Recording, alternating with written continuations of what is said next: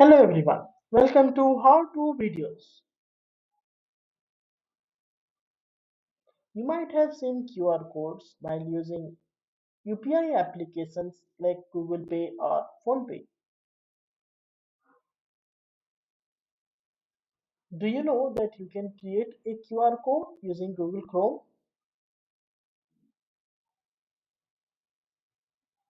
Let's dive into the demonstration to know how to use Google Chrome in order to generate a QR code for a tab that you have opened. For the sake of the demonstration, I will be using my own channel, that is How To Videos, and this is the link to my channel.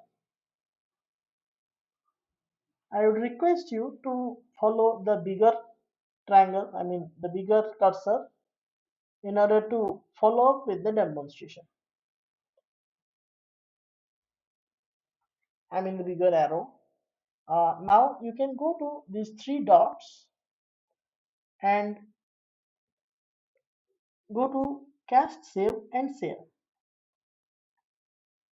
Now under cast, save and share, go to create QR codes, and that's it. The QR code has been generated. It's that easy. But still, if you don't want three-step process, you want a one-step process, you can add a button here. Let's see how to add a button.